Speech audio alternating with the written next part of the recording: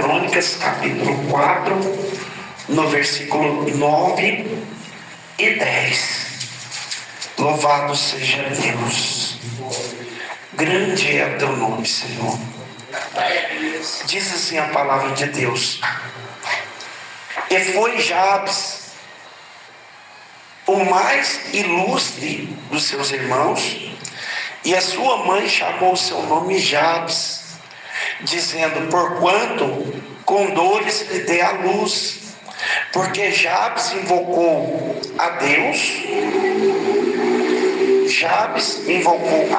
de Israel, dizendo: se me abençoarem muitíssimo os meus termos, amplificareis a tua mão, se a tua mão for comigo e fizeres que do mal não seja comigo, do mal não seja aflito. E Deus lhe abençoou e lhe deu. Deus lhe abençoou e lhe deu o que lhe tinha pedido. Amém? Vamos repetir essa leitura.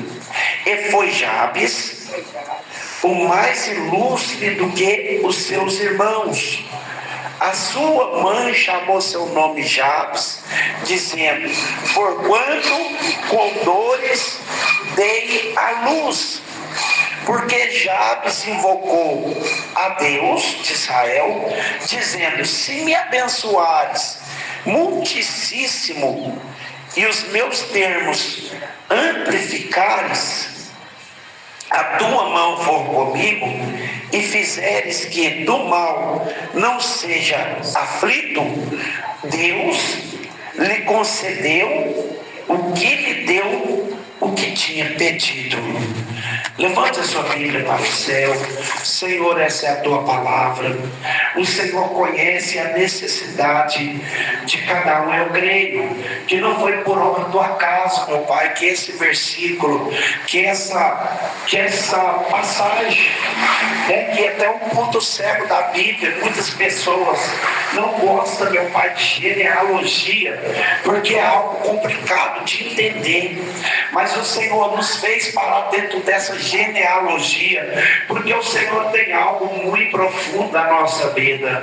Em nome de Jesus Cristo, fala conosco, nos dê compreensão desse texto, para que possamos, através do teu Espírito Santo, descodificar, meu Pai, esse código penal, que é um código, meu Pai, que favorece, mas que também, meu Pai, ele pode gerar algum recurso de constrangimento para aquele que não anda segundo o propósito dele. Em nome de Jesus Cristo, ó Pai, eu agradeço a tua palavra, a tua oportunidade. Fica conosco para a glória do teu nome santo. Amém. E graças a Deus. Graças a Deus. Aleluia. Glória a Jesus. Aleluia. Irmãos, nós estamos aqui dentro do livro de Crônicas. O livro de Crônicas, alguns historiadores, alguns estudiosos da palavra de Deus chegam a dizer que foi Esdra que escreveu o livro de Crônicas.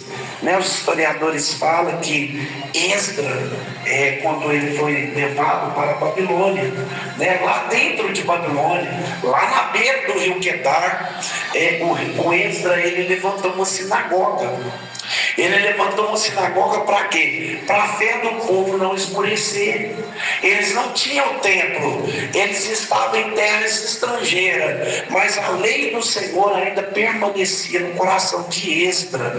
E Esdra, então, junto com Josué, junto com Zorobabel, ele levantou ali uma sinagoga, e alguns estudiosos falam que esse livro de Esdra, esse livro de Crônicas, é atribuído a Esdra quando estava à beira do rio Quebar, e aqui nós estamos dentro de uma genealogia, Esdra vai fazendo uma contagem sobre o povo de Judá, que até eu expliquei aqui esse tempo atrás, que quando Salomão morreu, o reino se partiu em dois. Aí ficou o reino do sul, né, que no caso era o reino de Judá, e ficou o reino do norte, no caso, com 10 tribos, que era o reino de Israel, né? As 10 tribos ficou sob o poder de Jeroboão, e as 2 tribos, que é Judá e Benjamim, ficou no poder de Roboão, o filho de Salomão. Então, o reino norte, por ele prostrar diante do bezerro de ouro, né? O Jeroboão fez o bezerro de ouro para eles adorar, eles ficaram prostrados diante do bezerro de ouro. Então Deus, ele mandou diversas revelações, diversas profecias para eles se consertar, mas como eles não consertou, em 722, né, a nação da Síria invadiu o reino do norte e levou as 10 tribos para o cativeiro, e eles nunca mais foram vistos, a não ser as 3 tribos que eles deixaram para trás. Essas 3 tribos que ficou para trás, veio um povo da Síria que uniu com eles, e eles se tornaram os samaritanos. E ali no reino do sul, então, o reino do sul estava vendo tudo de camarote. O reino do sul, que é o reino de Judá, estava vendo que o reino do norte foi devastado por causa de quê? Por causa da idolatria, por causa do pecado, por causa daquilo que Deus desagrada, por causa daquilo que os profetas reprovavam, por causa daquilo que os profetas já haviam alertado eles, né? E eles, em vez de pegar aquilo ali de exemplo, né, falar assim, não vamos fazer o mesmo não, porque senão o juízo vai vir sobre nós também. O nosso Deus nos tirou com o braço forte do Egito, e ele falou no livro de Êxodo 20, para nós não colocar diante dos nossos olhos imagem de escultura, não aprostar as nossas fés diante de outro Deus, né? Então o reino do norte, o reino do sul, ficou sendo então a descendência de Davi, né? Foi da onde que veio o Messias. E aqui o Ezra, ele estava fazendo a contagem dos que vieram de Jerusalém, né? Dos que vieram de Babilônia, que eram descendentes de Davi, né, no caso da árvore genealógica de Davi. Aí ele vai contando, fulano gerou fulano, Cicrano gerou Bertano, Bertano gerou, que gerou. E vai falando que fulano gerou fulano, que fulano gerou fulano. Se vocês forem aí, vai dar um monte de geração, ele comentando que fulano gerou Cicrano. Só que, meus irmãos, quando chega no versículo 9, o escritor dá uma pausa, e ele começa a mudar o assunto, né? Ele fala assim, e foi Jabes o mais ilustre entre os seus irmãos. O que quer dizer? Quer dizer que Jabes, ele tinha um passado que não era favorável a ele. Por quê? Porque a mãe dele, quando foi ter um parto, a cabeça dele, o crânio dele era muito grande. Como o crânio dele era muito grande, na hora do parto, a mãe dele chegou até beirar o óbito. Ela quase foi a óbito, assim como a mãe de Benjamim, a Raquel, a mãe de Benjamim foi a óbito na hora do parto de Benjamim, assim também a mãe de Jabes, ela beirou aí a óbito, porque ele tinha o crânio muito grande, e na hora de puxar ele para fora, ela sentiu muita dor, e ela naquela hora, naquela dor, naquela aflição, né? Ela falou, esse menino vai chamar Jabes. Por que Jabes? Jabes é aquele que acarreta dor, aquele que na chegada dele ele gerou dor, na chegada dele ele gerou aflição, né? Então ela colocou esse nome no menino. Só que, meus irmãos, antigamente não é igual agora. Agora o meu nome é Enio, eu sei o significado do meu nome, né? Porque eu pesquisei, mas não é todo mundo que sabe o significado do seu nome, né? Se você for olhar, por que sua mãe colocou seu nome de Teresa, né? Por que o pai do nosso irmão Nicodemos colocou seu nome de Nicodemos? Será que é por causa daquele encontro de Jesus com Nicodemos, né? Então ele buscou na Bíblia, né? Ele buscou na Bíblia, e eu creio que ele deve ter pesquisado qual é o significado de Nicodemos. qual o significado de N, qual o significado de Teresa. Mas no passado não, o povo era assim. Por exemplo, igual Noemi, ela teve uma série de advertências, uma série de coisa ruim na vida dela. Por quê? Porque ele saiu de Belém. O que significa Belém? Belém significa a casa do pão. Eles saíram da casa do pão e foi para onde? Eles foram para Moab. O que significa Moab? Moab significa a casa da maldição. Por quê? Porque eles adoravam um Deus pagão, né? E quando ela foi, ela levou com quem? Ela levou Elimeleque, né, que era o seu esposo. Elimeleque significa filho de rei. É porque ele era filho de rei. Ele tinha condição financeira boa dentro de Belém. Ele tinha muitas posses dentro de Belém, né? E levou mais quem? Levou Quilion. O que significa Quilion? Quilion significa fracassado. E Malom? Malom significa doente. Por que ela colocou esse nome? Porque ela estava vivendo um período de doença e de enfermidade, de fracasso dentro da casa dela. Aí ela colocou o nome deles por causa do que eles estavam vivenciando. Portanto, na hora que ela volta para Belém, como é que ela falou que queria chamar? Eu quero que me chame de Mara. O que significa Mara? Amarga. Por que amarga? Porque ela perdeu o marido, ela perdeu os 2 filhos e agora só ficou na companhia de Ruth. O que significa Ruth? Ruth significa amigável. Por que amigável? Porque a Ofra, que era a outra, né? Ela falou assim, vocês não têm mais que andar comigo, eu não tenho mais filho para dar vocês na lei do levirato. Se vocês quiserem voltar para a casa de seus pais, pode voltar, não tem problema nenhum, porque agora não tem porquê vocês ficarem presos em mim, eu não vou produzir mais filho. Aí a órfã significa gazela. Por que gazela? Porque na hora que ela liberou ela foi correndo, voltou para os deuses pagãos, voltou para a casa da família. Por isso que é gazela, porque gazela corre muito. Aí ela foi correndo, né? E Ruth significa amigável. Por que amigável? Porque ela também poderia ter ido, mas ela não foi.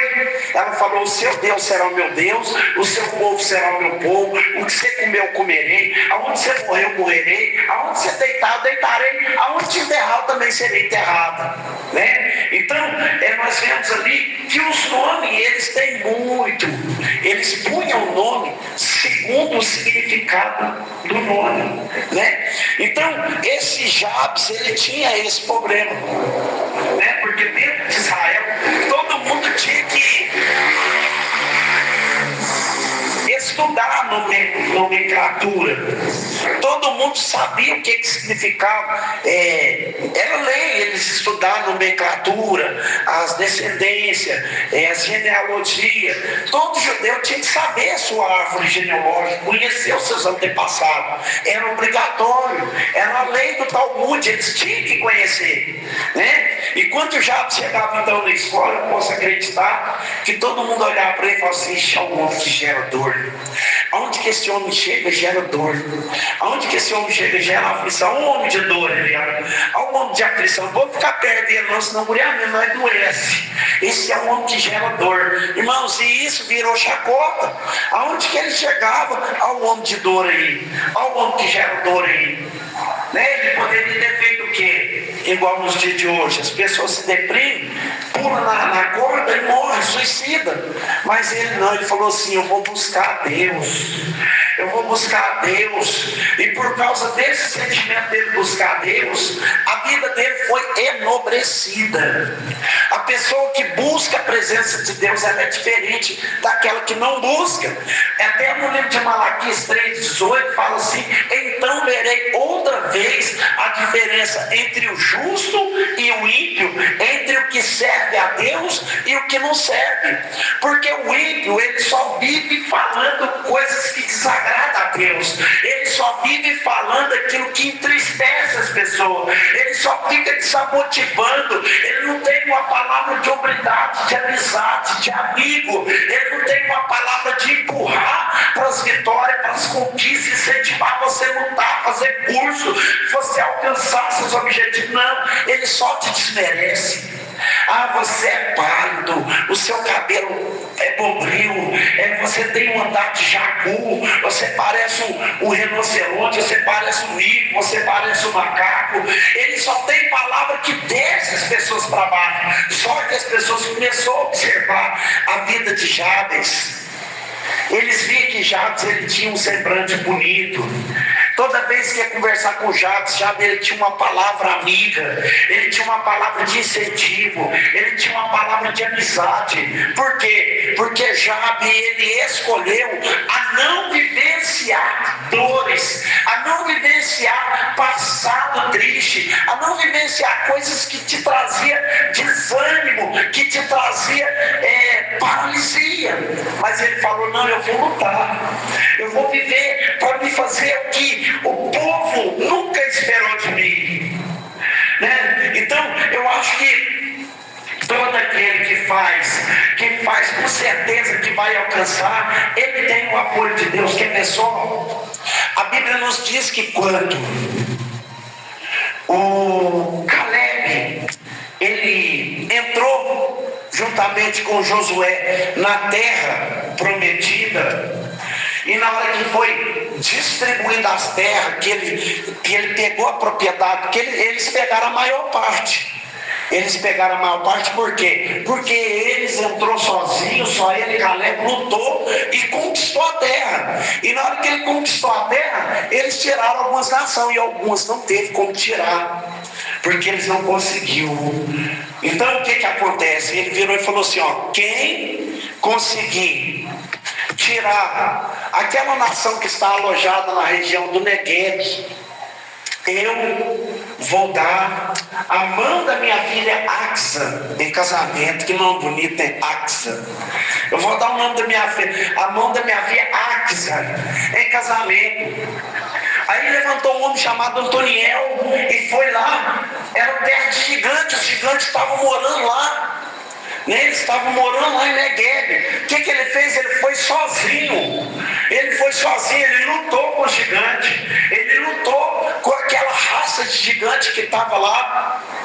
E ele venceu, porque o homem apaixonado, ele faz aquilo que está até fora do seu comum. Ele foi lá porque ele colocou o olho em Axa, e ele sabia que aquela moça ia ser esposa dele. E ele lutou, ele foi lá e derrotou o gigante e falou assim com o Caleb: ó, pode ir lá poçar da terra, porque aquele gigante que morava lá, eu matei tudo. Está tudo mortinho da Silva Salvo, está lá mortinho. Por quê? Porque estava objetivado na mão de Axa, né? Aí o Caleb deu a Axa para ele casar, ele casou, né? E despediu, foi embora, e eles foram embora. Eles foram morar na região do Negueb. Não pode ficar com aquela região para você. Toma, Axa, isso é meu presente de casamento, pode ficar lá. Aí a Axa foi para lá, o Negueb ficou lá. Só que lá não tinha água. Lá não tinha água. O que adianta morar num lugar que não tem água? Onde não tem o Espírito Santo, não dá para ficar. Onde não tem a presença de Deus, não tem como a gente viver sem glorificar o nome do nosso Rei, na inspiração do Espírito Santo. Aí a Axa pegou e falou: não, eu não aceito, não. Eu sou grato pelo presente que meu pai me deu, mas eu não conformo com isso. E quando numa tarde pensa que não, Josué, o Caleb está lá engoando na rede, né? Só ele, Deus, né? De repente ele olha assim, e o marido dela vem voltando. Ih, será que deu alguma coisa errada lá? Por que eles vêm voltando? Já casaram, tem que ficar para lá, viver para lá, e vem voltando. Será que aconteceu? Será que eles brigaram? Será que o marido dela, porque na época, o marido que brigava com a esposa, que não queria ficar mais junto, ele tinha que voltar e entregar ela na mão do pai e da mãe. Ah, meu Deus do céu, será que ele veio entregar ela de volta? Será o que aconteceu? Do nada a Axa vai, desce do cavalo e vem, abraça o pai, começa sentia ali a alegria de estar junto ali, o sentimento e tal. E ela começa a falar: pai, o senhor é tão bonito, o tempo passou para todo mundo, mas parece que para o senhor o tempo não passa. O senhor é mais bonito que os homens daqui da terra. E Caleb já olhou assim e falou assim: filha, o que você está querendo? Porque eu sei que esse elogio não é coisa à toa. A gente que é pai sabe que o filho chegou e começou a elogiar demais, ele está querendo alguma coisa. O que é, filho, que você está querendo? Pai, sabe o que é? Eu estava pensando na minha casa, o senhor é o homem mais rico agora, que nós conseguimos entrar na terra de Canaã, que o senhor conseguiu conquistar, né? A riqueza do Senhor ampliou, e o senhor é o homem mais rico daqui do país. Né? Não tem ninguém que iguala o Senhor. Aí ele falou: sim, verdade. Aí a filha falou assim: deixa eu falar com o senhor que dá a terra lá, eu sou muito grato. A terra de Negueb é uma terra muito boa, mas lá não tem água, pai. Nós estamos morrendo de sede lá, não tem água. Aí o Caleb falou assim: não, eu sabia que você ia voltar. Eu sabia. Por que você sabia? Porque você é filho de Caleb. Caleb não desiste. E os seus descendentes também não vão desistir. Não para, os seus descendentes não param. Mas como o senhor sabe? Porque eu sabia que você ia lutar pelo aquilo que é seu. Só por causa você veio aqui me pedir, sabe o que eu vou te dar? Não, eu vou te dar as fontes interior, todas as fontes interior, agora a partir de hoje é sua, e eu vou te dar também as fontes inferior. Então quer dizer, se Axa tivesse ficado conformada com aquilo que o pai lhe deu, a região de Negueb, onde não tinha água, ele ia ter que viver sem água, ele ia ter que viver seca. E assim somos nós. Quando nós chegamos à presença de Deus, nós temos que entender que se algo está acontecendo que nós não estamos sentindo a presença de Deus, nós não podemos conformar. Eu quero ser renovado, eu preciso do milagre, eu preciso do Espírito do Senhor, eu preciso da tua graça, eu quero ser renovado, cheio do teu poder, para continuar crendo na sua promessa. Aleluia, Jesus.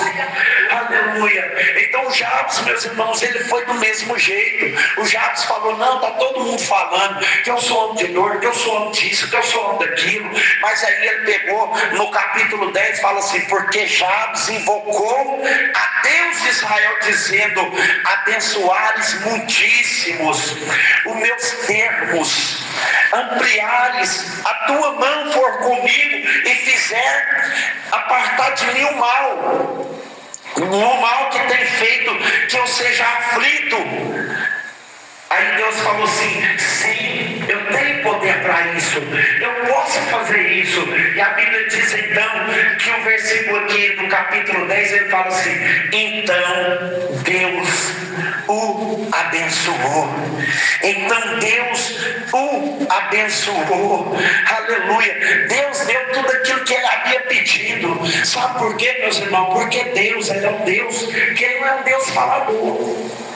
Eu até estava conversando hoje com um rapaz, né? Tem hora que a gente tem que dar alguns conselhos, o Espírito de Deus ele entra em ação e dá as palavras que a gente precisa usar, né? Ele estava comentando comigo a respeito de algumas coisinhas que estavam acontecendo na vida dele. Peguei e falei com ele: ó, Deus ele não é com o crente, Deus ele não é com o católico, Deus ele não é com o espírita, Deus ele não é com o budista, Deus não é com o jejuíta, Deus não é com o livre pensador, Deus não é com esse povo aí que fica falando que tem Deus. Não, Deus não é com ninguém desses. Uai, então Deus é com quem? Eu falei: Deus é com aquele que executa o que ele mandou fazer.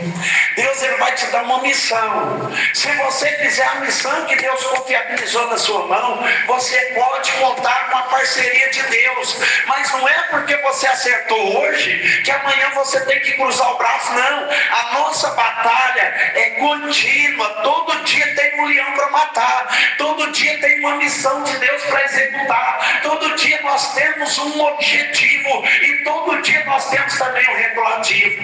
Tem algo que nós olhamos e falamos: opa, isso aí não dá para nós encarar.